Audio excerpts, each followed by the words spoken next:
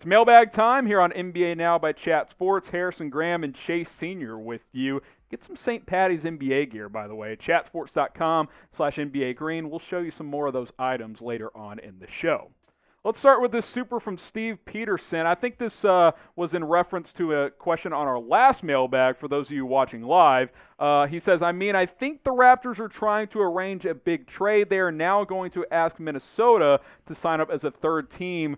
They will need to make more money, blah, blah. I think what he's saying is the plant coach. We planted our assistant, and now we got a buddy that can help facilitate a trade. I like how you're thinking, Steve. That's next level analysis there. Next level analysis, and thank you for the clarification. Yes. And I love the way that Steve Peterson's mind is thinking.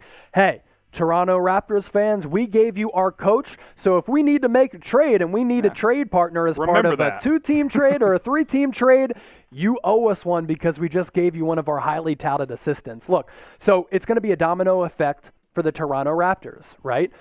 If Kyle Lowry gets dealt, that probably means that the Raptors are selling. Yep. If Pascal Siakam gets dealt, which I don't think is going to happen, that probably means that the Raptors are selling. So those are the types of moves that you're looking out for Toronto to potentially make, and that's the domino effect that could happen. If any of those significant players and contributors for the Raptors get traded, that signals a possible sell job for the Raptors as we inch closer to the trade deadline. Let's go to Albert Johnson. Where would you put LeBron in the MVP race? #NBA. Now, I'll say this. The latest odds still favor King James. That being said, and this is no slight to LeBron, he could have the argument every year to win MVP.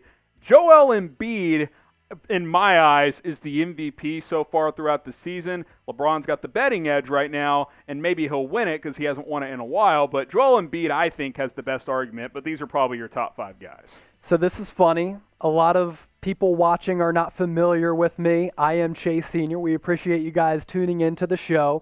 Now, earlier on this week, I said in the office, Joel Embiid is my MVP. And people were like, oh, since you're from the Philly area, you are a homer. And then what does Joel Embiid do? Well, I shot him a text, right? And I told him about the interaction.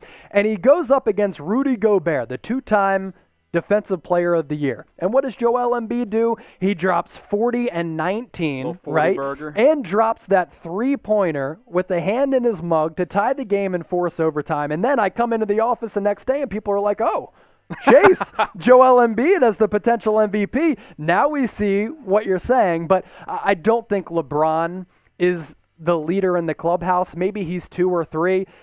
I'm going with Joel Embiid.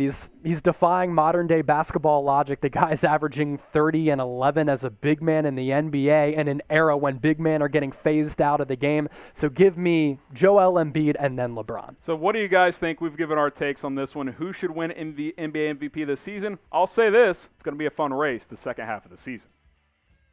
Eli, next up. Start Tyrese Haliburton. What a steal he has been. He has been really, really good this year. Hey, start all your young guys if you are Sacramento. I am on board with that. I thought the fit would be weird with De'Aaron Fox, but I'll tell you what, Halliburton's been really good, the rookie out of Iowa State. For a long time, the Kings have not been able to get draft picks right. They hit this one. Yeah. Tyrese Haliburton is a really good player, and they signed De'Aaron Fox to a max deal. Combine those two as your backcourt. You can build with that duo, but the question that always seems to hover over Sacramento is the culture going to stay in place? Are they going to be able to even build one? Who knows? But if you're a Kings fan, you have to be really impressed with Halliburton so far. And yeah, with the way that he's played, he's earned that discussion. Should they start him? Potentially. Boromon? I can't tell what that first letter is. Okay, should the Lakers trade Gasol for an athletic center? Hello from Russia, guys. There you go. I just needed to read the next sentence. We have people watching from all across the globe. Appreciate you guys for watching globally here. I'll be quick here. Gasol's got no trade value. No. He's been okay for the Lakers. Might be the last year of his career. I don't think he has value elsewhere. His most value is probably in L.A., so I think they'll hang on to him and potentially look for some other moves before the NBA trade deadline. Now, Chase Sr., our newest host here at Chat Sports, give him a round of applause. Also, follow him on Twitter At Chase_Senior. We're trying to give him a welcome here at Chat Sports. I butchered that. You see it on screen. At Chase_Senior. Give him a follow. Welcome him aboard. He is our newest host here, and you're going to be seeing him a whole lot more, so you might as well follow him on social media. Jackson Cochran, what do you think the ceiling for the Grizzlies will be when Jaren Jackson Jr., comes back? That's been the issue with him. He's been hurt. When he's out there, he's great. I have, bad Porzingis visions with him where when those guys are healthy, they're awesome, but will they ever be fully healthy? That's the question, because if him and Morant can ever be healthy together, the potential is very, very high. Harrison, I don't even want you to put that in the universe of Jaren Jackson Jr. potentially having the injury history of Kristaps Porzingis. I don't even want to think about that because, look, for the NBA, from that perspective, to have a small market team be exciting is huge for them. And let's be honest, when the Grizzlies are a good team, when they were challenging like the Spurs back in the day with the grit and grind squads and Tony Allen was locking dudes up, they were fun to watch. And I've been to Memphis a couple times. Not only do they have great barbecue, Beale Street is an awesome spot to take down some beers and drink some barbecue, but that community is really passionate about their Grizzlies. And you need 2 or 3 players to be a serious contender, right? Well, you have a superstar in Ja Morant, and you need Jaren Jackson back healthy. Hopefully he's able to get back and play consistently. What's the ceiling for the Grizzlies? It can be high in the future, not necessarily this year, if he's able to come back and get healthy. Next up is Jerry Maverick, #NBA. The Mavs need to trade for Victor Oladipo. What would you give up to make it happen? I go back and forth on Oladipo. He hasn't been as efficient. He's playing a little bit better as of late. Part of me thinks that's because the Rockets are just a weird roster right now, and they're in a mess. They've lost a bunch of games in a row. I wonder if the Mavs need a big or another creator. 2 months ago, I would have said another creator, but with the emergence and next step of Jalen Brunson, I'm not saying Brunson's as good as peak Oladipo, but I think there's other areas you can attack if you are the Mavericks trying to make a trade here. I agree. I think they need a shooter. I think a creator could serve them well, but Luka Doncic, he's going to be your main creator down the stretch. Jalen Brunson has emerged into that role. It'd be great if they still had Seth Curry, but they traded Seth Curry for Josh Richardson. They thought Josh Richardson's efficiency would go up playing with Luka, and that has not happened. The defense is better than Curry's, obviously, but he has not shot the ball well from the outside. So will the Rockets trade Oladipo? This I think they will. Type T for trade, type K for nah, they'll keep him. I think they'll trade him. I just don't think it'll be to the Dallas Mavericks. I think they'll look elsewhere for trades. Sneaky trade idea for Dallas, a buy low trade. How about J.J. Redick? Get some shooting on that offense. Pierce Homer, #NBA. Shout out to Chris Thomas for the super chat, by the way. If you want to ask a question, go ahead and ask. Celtics trade for Vucevic. For Daniel Tice, Romeo Langford, Semi Ojeleye, 2 firsts and a second. That's not far from a trade we proposed, and we can pull that one up, Sam. Pierce may not have been with us live when we put that trade idea out there. We put this idea together for the Celtics pretty close. Smart, Pritchard, Williams, and 2 firsts. Now, Smart's given up more, is a bigger loss individually, but it's a little less volume there. I think he's actually on the right track, though. That's not a bad offer, especially with the 2 first-round picks. I'll tell you what, if you're both teams, the Celtics and the Magic, if you put that trade proposal on the table, I think both teams look at it and they're like, that works. Okay, that might work for both sides. Yep. Mike Rowland, Sixers won't need to give up an arm and a leg for Kyle Lowry, right? They might need to give up an arm. I don't know if they'll need to give up a leg as well. You're a Sixers guy. Spitball a trade idea, Rowland. So what it's probably going to take, it could be a first-round pick plus Tyrese Maxey, maybe Matisse Thybulle, and maybe Danny Green back to Toronto. I think it has to be Green for salary purposes. He has to be in the trade. Danny Green is probably going to be a throw-in for a trade if the Sixers do want to go after Lowry. And then you're looking at potentially a first-round pick, but also Tyrese Maxey, who, when he's on the floor, he's actually a pretty dynamic player, defender. And I love his potential moving forward. And then Matisse Thybulle, best case scenario, maybe after Danny Green's contract expires, you hope that Matisse Thybulle rounds into that type of player. He's got to improve his three-point shooting a little bit, but when he's on the floor, he's definitely one of the best defenders in the NBA. I'll say this, if I'm Philadelphia, I'm trading for Kyle Lowry. In a heartbeat.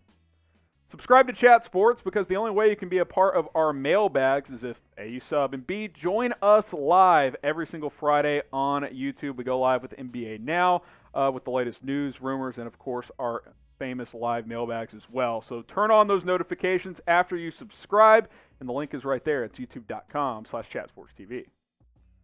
Justin Tanius there. Should the Warriors look to move Wiggins? The Warriors are going to look to be opportunistic at the deadline, and I think they would definitely be willing to move Wiggins because his contract's not very good. The question is, what does Wiggins net you? I think it's got to be a combination of like a Wiggins and that Minnesota pick to actually get you something tangible in return, in my opinion. Don't be blinded by what Andrew Wiggins was looked at as a prospect coming out of Kansas. He's not that guy. He's not going to be the next Michael Jordan. He's not going to be a top 10 player in the NBA. That ship has sailed. Now, I was excited about Andrew Wiggins getting traded to Golden State because him joining that basketball factory where Golden State really develops players well, I was excited about that. And if you look at Andrew Wiggins' numbers, he's been a great player for a playoff contender. 17 points per game, field goal percentage at 46%, three-point percentage is around league average at 35%. He's actually improved of late. So I'm hanging on to Andrew Wiggins because not only can he be an athletic player who can score the ball both shooting and off the dribble, but gives you value defensively as well. And look, Andrew Wiggins, still a young guy at only 26 years old. Yeah, he seems like he's been in the NBA for a decade, yet he's only 26. Kind of a random question here, but it'll make more sense in a second. Do you own any green clothes? I'll tell you what, Y for yes and for no, my green department is pretty light. I don't have a lot of green clothes, but the reason we ask is you got to have something green, otherwise you're going to get pinched on St. Patrick's Day, and I'm not a pinch guy. I don't like getting pinched, so get some gear. Chatsports.com/NBA Green. Got all kinds of stuff available for all 30 NBA teams. We got hats, we got shirts, we got socks. There's some other stuff available as well. Celebrating St. Patty's Day by repping your team, and some of the stuff is actually on sale at that link. So go to chatsports.com/NBA Green. We'll put that link in the comments. It'll be in the description. All you got to do is click and shop today. Don't get pinched on St. Patrick's Day. Gabrielle and Keena, Kyle Lowry to the Clippers. They are another team that has been connected there, and I actually like the fit there as well because they don't really have a pure point guard. Pat Beverly, more of a defensive guy. What a terrific proposal, a terrific take, and a terrific possible opinion, right? If this is your opinion, Gabrielle and Keena, that the Clippers should trade for Kyle Lowry, you knocked it out of the park. You put the baseball right on the tee, and you crushed it. Because when you watch the Clippers, they are bereft of a point guard. You can't rely on Patrick Beverly to be that creator. He's a great defender. He will annoy opposing offensive players. As we know, Patrick Beverly loves to do that, dating back to his days in Arkansas. He's an awesome trash talker. Kyle Lowry to the Clippers, in my opinion, could push the Clippers to being favorites in the Western Conference. That's how highly I think of Kyle Lowry. He's already won an NBA championship with the Toronto Raptors. He's played in a bunch of playoff games, and Kyle Lowry still at this point in his career has a lot left in the tank. Fit perfect for the Clippers. Steph Curry has dropped in. Appreciate it. Marcus Smart for Kelly Oubre and a second. I don't say yes to that if I'm Boston, right? Like you're giving up Smart for Oubre? Second-round picks aren't worth anything in the NBA. I'm keeping Marcus Smart, right? So if you're the Boston Celtics, Marcus Smart has been the heartbeat of that team. And I guess what you lose defensively by trading Marcus Smart, you gain offensively for Kelly Oubre. But if you're Danny Ainge and you look at this trade and you ask yourself, okay, do we get better because we're trying to improve because we've been lackluster this year by trading Marcus Smart for Kelly Oubre? I know Kelly Oubre has been better the last couple of weeks, but the answer to that question is no. So I would not do that trade. I agree. Devin Kumar, should the Timberwolves move on from D'Angelo Russell because so far the duo of Cat and D-Russ are not working? Your thoughts? Well, let's be clear.